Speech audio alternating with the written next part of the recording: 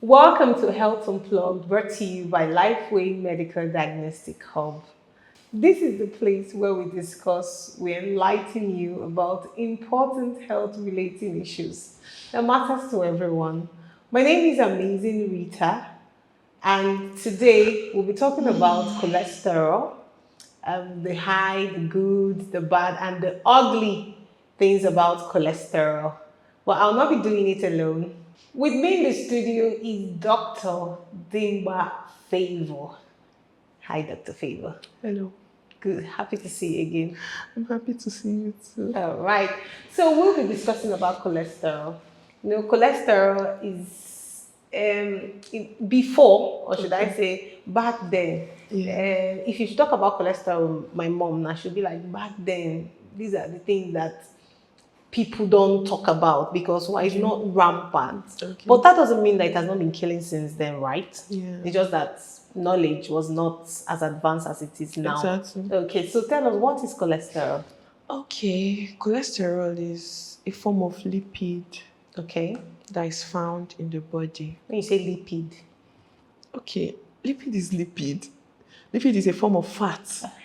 Thank you. Let me use the Okay. layman's The term. layman's term. Exactly. Lipid is a Okay. form of fat. So cholesterol is a form of lipid found in the body. Okay. It has various functions.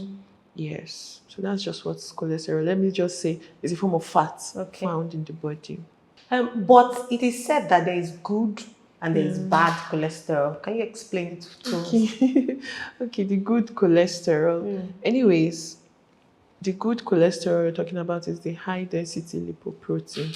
And then the bad cholesterol is the low density lipoprotein. It's usually abbreviated as HDL for high density lipoprotein and LDL Okay. for low density lipoprotein. So how do they end their names?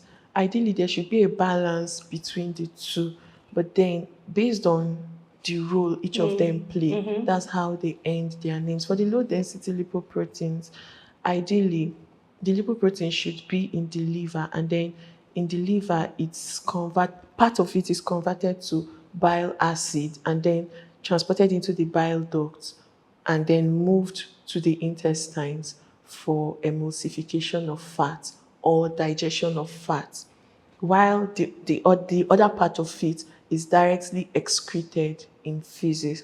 So the name low density lipoprotein and, as you said, bad cholesterol came about because instead of allowing all the cholesterol to go into the liver where it's further converted to bile acid or excreted, it would cause the release from the liver into the bloodstream, into the vessels, into the cells generally. And then in the cells, it does not play a good role in the cells exactly. Like in the cells, it could form plaques. Like now, in the blood vessels, the artery, it could form plaques and occlude the lumen. Those plaques, they will be deposited on the let me just on the body Yes. of the blood vessels, making the lumen, Narrow. the space narrower.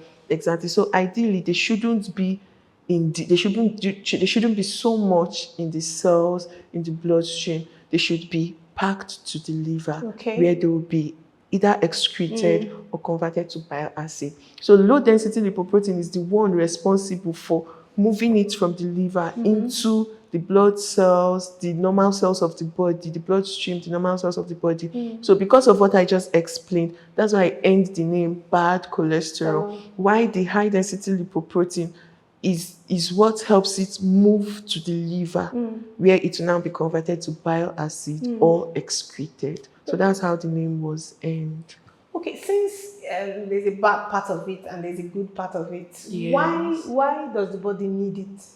Okay, because generally now, for cholesterol, like I said, is a form of lipid. Yes. So there are some important reasons why the body needs it, because it can form part of the cell membrane, maintenance of the cell membrane. Okay. It also forms a precursor for formation of some hormones. So that's why I said the body needs it in balanced range. Now, the high cholesterol or Okay, high density yeah, high density, lipoprotein. which is the Good one. which is the good one, is the Yes. one responsible for this. Is the like I said, the body needs it in a balanced Okay, in a range. okay. Exactly. So when low density, because if you send the patient now to go and check your lipid level, exactly, you're checking for hyperlipidemia or Okay. hypo or normal lipidemia. Exactly. So what you're looking out for is not, you're not paying so much attention to the total cholesterol or the high density lipoproteins. What you're paying Paying much attention. attention to is the low Low density. density. You want to ensure is not higher High. than normal. Okay. Exactly. So the low density lipoprotein and high density lipoprotein will come together to give you your total cholesterol. Okay. Exactly. So they are both needed, but then they should be in a balanced form. Okay. Yeah. So can someone have high LDL, the low density, and still Exactly. look fine? Okay. The thing is that sometimes when this cholesterol is in high quantity, it could be asymptomatic. Okay. Yes, like I told you, it will be compiling to form plaques on the blood vessels. Exactly. So you won't see the effect immediately. Yes, but with time you'll get to see the effect. Okay. Now, I heard that there are some cholesterol we get from food, and there are Yes. some our body produce. Yes. Okay, the body produces the total cholesterol, 80% of it is produced endogenously from the Oh, body, okay. while about 20% is what we get exogenously from food. So a large quantity is produced in the body, 80%, while about 20% is gotten from exogenous source food. Okay, so there could be a time or Yeah. probably a situation where your body is producing so much and you're taking so much from diet. Exactly. But majority of times, the excess comes from exogenous source, Okay. from diet. From Yes, diet. exactly. So Okay. normally, what the body should produce is 80%. Percent. But imagine someone now taking a lot from diet, and most of what is consumed from diet gives rise to increases the amount of low density lipoprotein. Like diets like egg yolk, palm oil is very rich in cholesterol. All these trans fats, saturated fats, you get them from all these processed foods. Yes, red meat, all these processed foods, shawarma and the rest, processed meats as Okay. well. Yes, they are good sources of low density lipoprotein. Okay. So when we eat them, when we consume them, they increase the normal quantity that should be in the body. Okay, I'll talk about the egg you mentioned, but let's Okay. talk about the fats. All right. Are there some fats that help to lower low density lipoprotein? Okay, not lowering per se, but they will help to. There are some fats that are good they help to increase the high Okay, density density. lipoprotein. Yes, like they call there's mono unsaturated, there's poly unsaturated. Something like avocado now. Yes, yes. avocado is a good A source healthy of fat. mono unsaturated. Olive oil, almond nuts, they are good The sources olive oil, of is it the one that they used to use for prayers? olive oil. When we get the olive, there's a tree called the Yes, olive tree. Exactly. So the oil from the fruits from that tree is the olive oil. So I can't really tell the components of the one we use for prayers, but then there are good sources of high density lipoprotein. Exactly. What about egg? So we've heard that consuming egg can increase your cholesterol. See, I know somebody, Okay. the person is very close, Okay. that takes like 4 eggs in a day. All right. Okay. Normally, what is required generally is 1 to 2 eggs per day.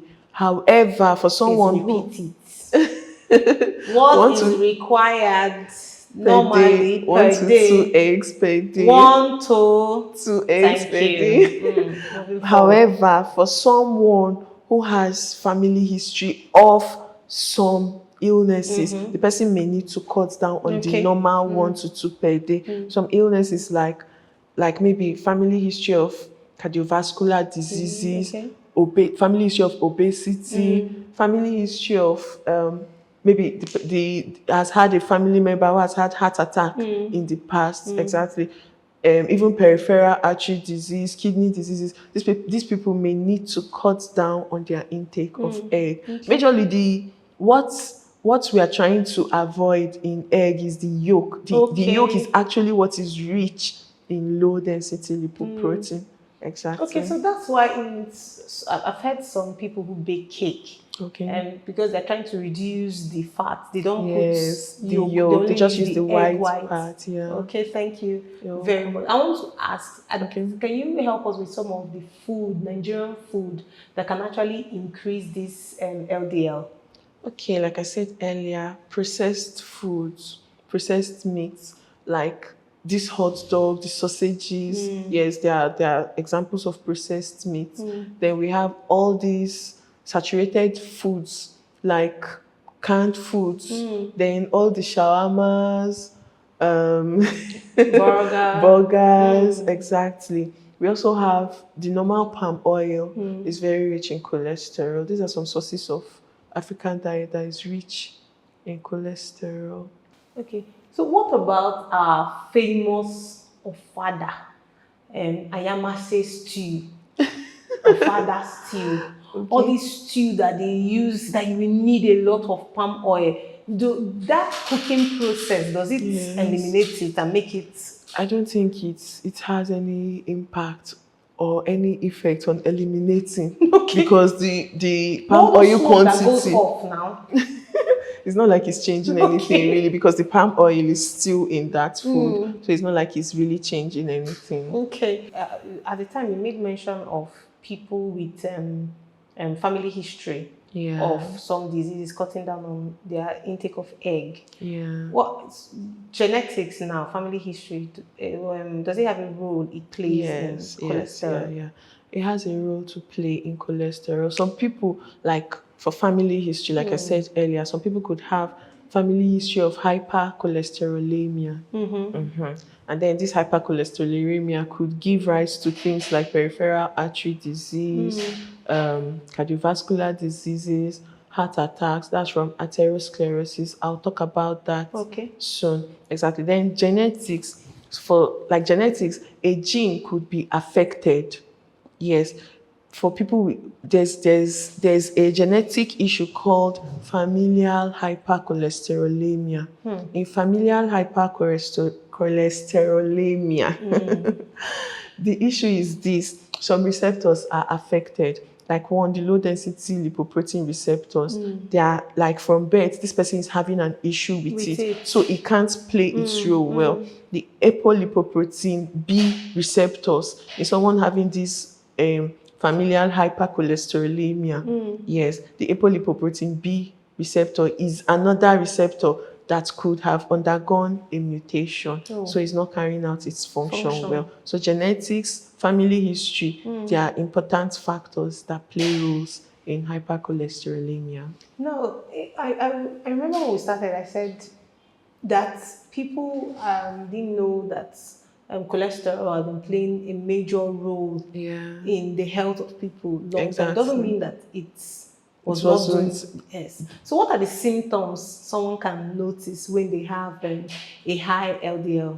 Okay, like I said, I think I said that earlier, it could be asymptomatic for a while, and then if it gets so bad, yes, the person could start seeing some symptoms like difficulty breathing. Why is this person having difficulty breathing? Because, like I explained, this is the blood vessel, and then the plaques are resting on the body of the blood vessels, reducing the lumen, and then reducing the amount of blood that is going through the vessels. So now the heart, the heart is a vital organ. It's supposed to get adequate supply of blood.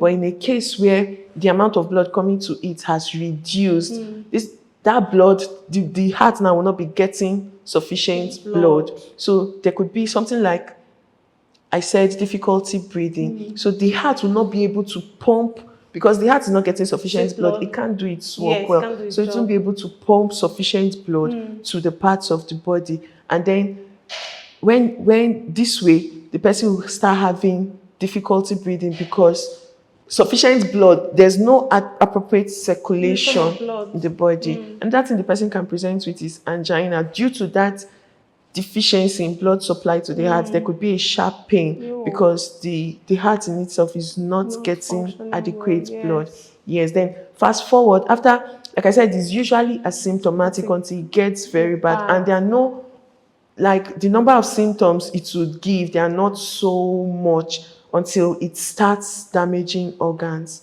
Like, yes, finally the person could come down with things like peripheral artery diseases. Peripheral artery disease, the end arteries will no longer be supplying the various tissues or cells they should supply. They won't be supplying them properly. Cardiovascular diseases, and then that's where the atherosclerosis comes in. Atherosclerosis is just what I've explained earlier, where plaques clog on the body of the blood vessel, thereby not allowing appropriate flow of blood through the vessels. Wow. Yeah.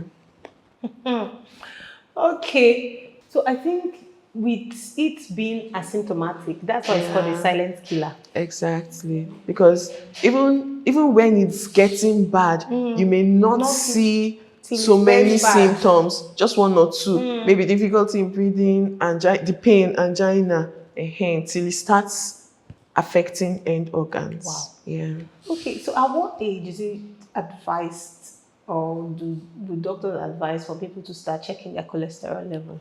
Okay, according to American Heart Association, AHA, they advise for people to check their cholesterol level from the age of 20. From 20? Yes. However, like I said, remember, family history plays a very important role. For someone who knows that he or she has family history of this, it's advised to check it at an earlier age than 20. Then, for someone who has maybe been going for regular checkups and then they've discovered that this person has hypercholesterolemia, possibly from the investigations the person has done, it's also important the person goes for frequent checkup. Okay. Yes. So frequent checkup, like how often should one check their Okay, for cholesterol? someone who has already been diagnosed of hypercholesterolemia, I think it should be based on his or her appointment with his doctor or her doctor, yes. And then if it's someone who is not, there's no family history, you've not been diagnosed of hypercholesterolemia, yes, AHA as well, that's American Heart Association, says in 4 to 6 years. Okay. Every 4 to 6 Every years, you 4 can to check 6 your cholesterol level. Yeah. So I know that exercise also helps with Yeah. cholesterol. So can we count it that slim people or fit people are free from? There should be a benefit to this thing. Okay, it's not really like they are totally free from it, because imagine a slim person who has a genetic mutation. yeah. Maybe the gene that regulates the low density lipoprotein receptor has been affected. Whether that person is slim or fat, the person would come down with hypercholesterolemia. So for genetic factor, it does not exclude slim people. Then secondarily, imagine a slim person who is not careful with his or her diet. Like consumes a lot of saturated fats, trans fats, a lot of those things. Some people eat a lot of those things, but it doesn't show in their physical being. Yes, phenotypically, they don't get fat, but they consume a lot of those things. So this person could be at risk of hypercholesterolemia.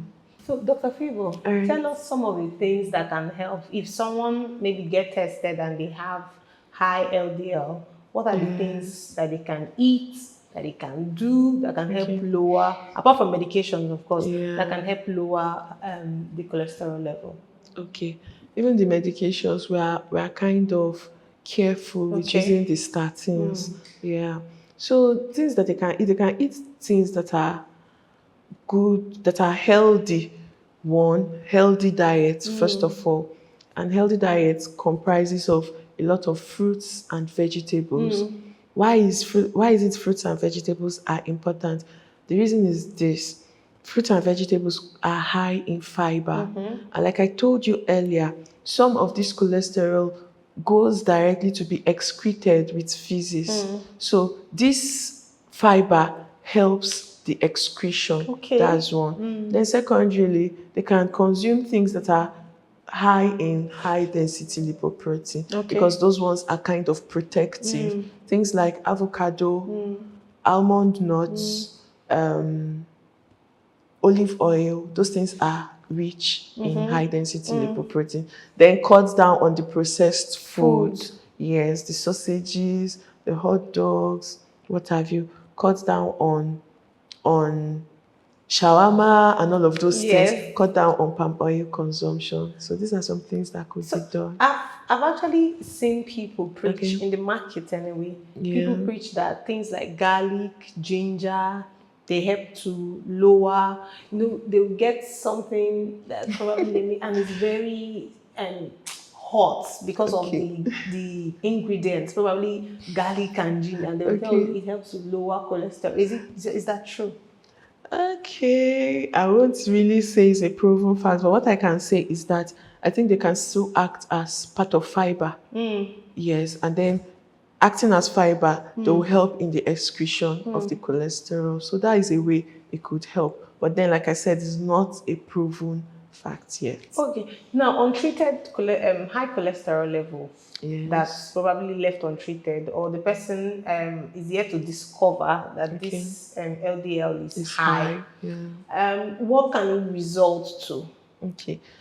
I think I've chipped that in already somehow, but then the peripheral artery disease. What I'm trying to like, Okay. will it result to, or will it affect, Okay. like cause other kind of sicknesses or diseases in their body? Okay. Yes, definitely it will. Peripheral artery disease is already a disease on its own.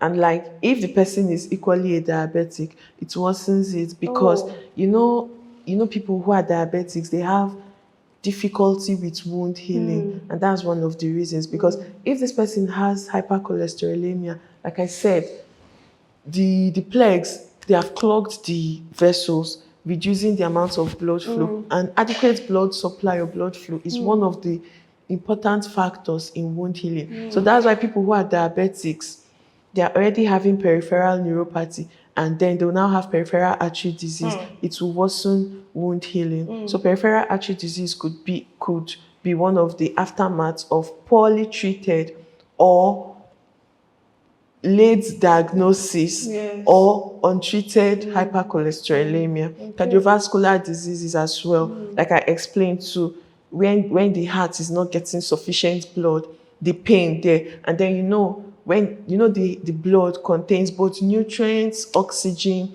that's where the tissues, the cells, is from the blood they get oxygenated and they get their nutrients. So in a situation where the heart is not getting sufficient blood because the vessel that should supply it has reduced blood supply, yes, that tissue would start undergoing necrosis. It will start dying off because it's not getting sufficient blood. First of all, it will start with pain. The person will be having a sharp pain, and then it proceeds to die off, making the heart not being able to carry out its duty. And that could also contribute to a heart attack, to get to a point where the heart cannot compensate again, and then the person will have a heart attack. So apart from genetics, Yes. can if it's somebody that probably doesn't have it in their gene, Okay. can children suffer from high LDL? Children, teenagers.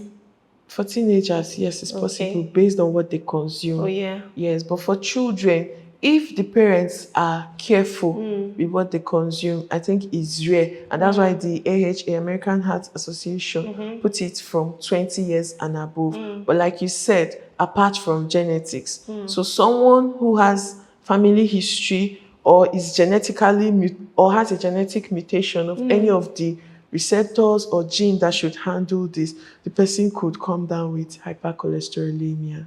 All right. So Yeah. a few questions before we leave.